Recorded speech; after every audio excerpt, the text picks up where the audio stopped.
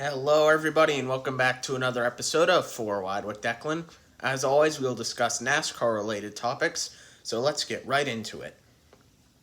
Our first topic is our first topic is the Hendrick number 17 Xfinity car penalized.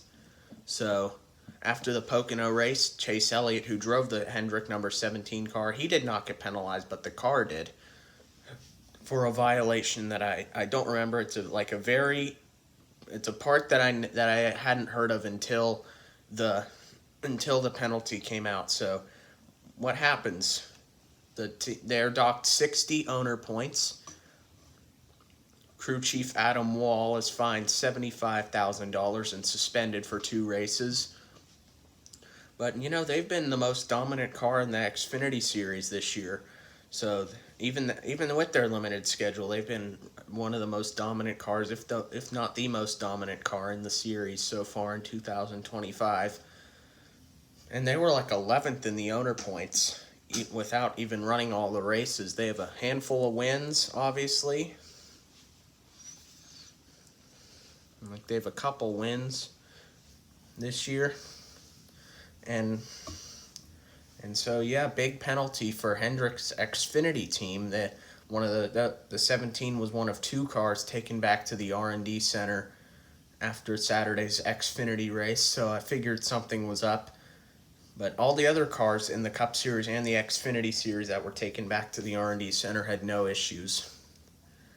And our second topic, which just came out like a half hour ago, Spire Motorsports one of Spire Motorsports' co-founders, TJ Puchier, agrees to buy Rick Ware Racing midway through 2025. Cody Ware will remain in the 51. All the Rick Ware staff will stay, but Puchier plans to grow the Rick Ware into a competitive 3-car team, which I'm guessing will be named something like Puchier Ware Racing, or it'll probably be named something like that. So Cody Ware is currently 36th in the driver points, so definitely room to build on this. Definitely room to build up this team.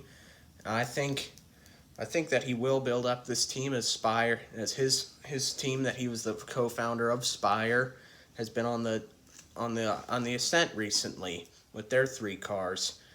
I think their plan is to buy a couple charters through the year and maybe run them as unchartered cars through the rest of this year.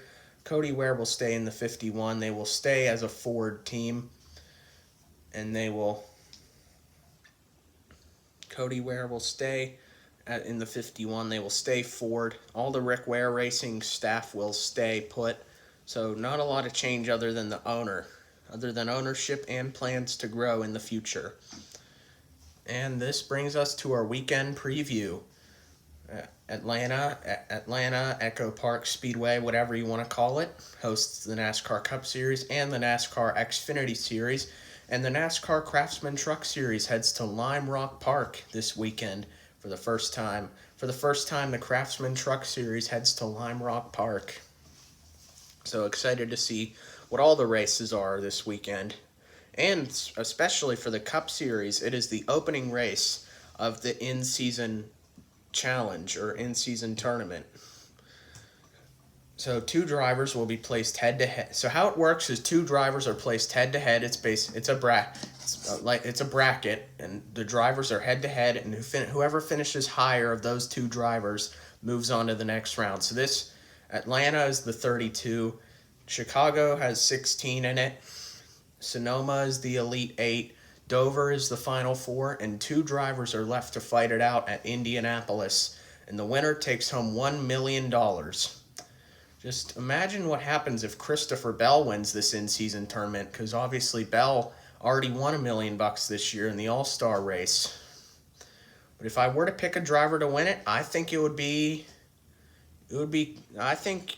Kyle Larson's going to win it, because I think it'll be down to Larson and Hamlin at Indianapolis, and Larson's going to outscore Hamlin. He's going to finish higher than Hamlin that day.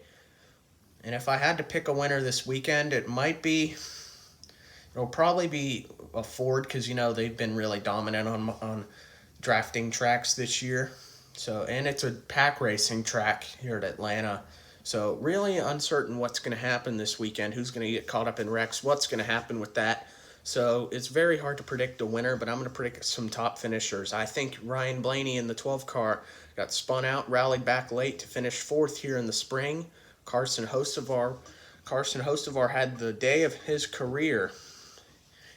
He finished second and also had a field day in the spring in terms of wrecking people. And, that just fits in with Hocevar's aggressive driving style. We've seen that a lot out of him recently, so he's another one to watch. And Christopher Bell, how I just mentioned him possibly winning $2 million in 1 year.